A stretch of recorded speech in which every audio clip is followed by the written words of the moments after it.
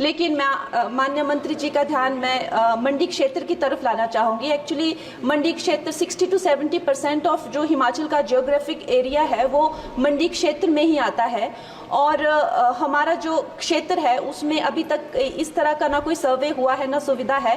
अगर हमारे क्षेत्र में अगर चाहे वो सेंट्रल मंडी अगर दिल्ली से जुड़ता है या चंडीगढ़ या चाहे अंबाला जैसी 2-3 जगहों से भी अगर हमें जोड़ा जाए तो हमारे हिमाचल की जो प्रगति और विकास है उसमें हमें बहुत सहायता मिलेगी।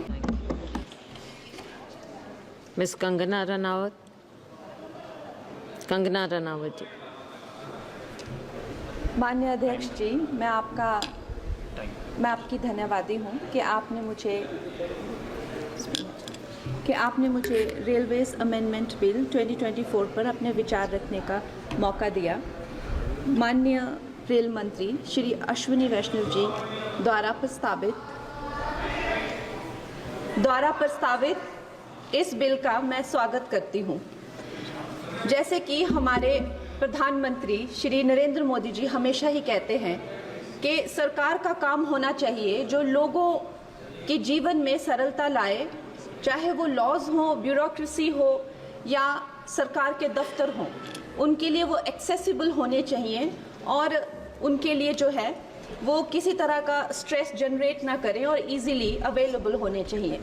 निश्चय ही ये जो बिल है इस उद्देश्य में जो है वो सफल होता है और इसके अंतर्गत जो है 1905 में जो रेलवे बोर्ड एक्ट था उसको 1989 में जो रेलवे एक्ट है उसमें क्लब किया जा रहा है। निश्चय ही इस तरह के जो एक सिंगुलर लॉ बनाकर जो है वो आई फील कि हमारे जो साधारण मानवीय हैं उनके लिए बहुत ही इजीली अवेलेबल होंगे, एक्सेसिबल होंगे, इसीलिए मैं इसका स्वागत करती हूँ।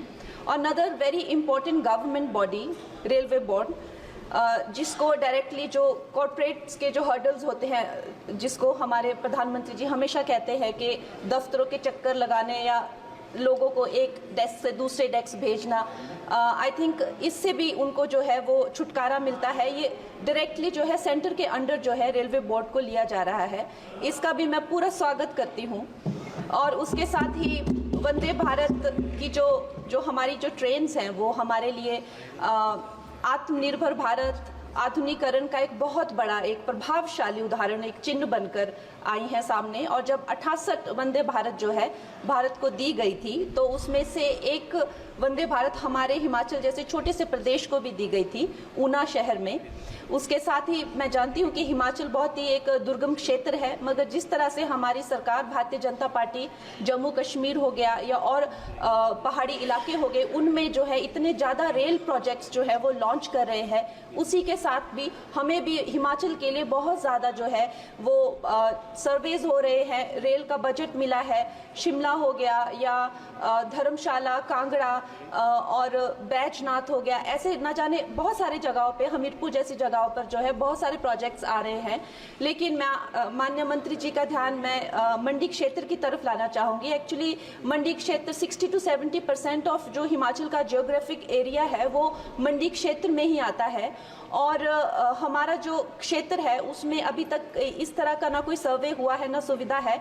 अगर हमारे क्षेत्र में अगर चाहे वो सेंट्रल मंडी अगर दिल्ली से जुड़ता है या चंडीगढ़ या चाहे अंबाला जैसी 2-3 जगहों से भी अगर हमें जोड़ा जाए तो हमारे हिमाचल की जो प्रगति और विकास है उसमें हमें बहुत सहायता मिलेगी।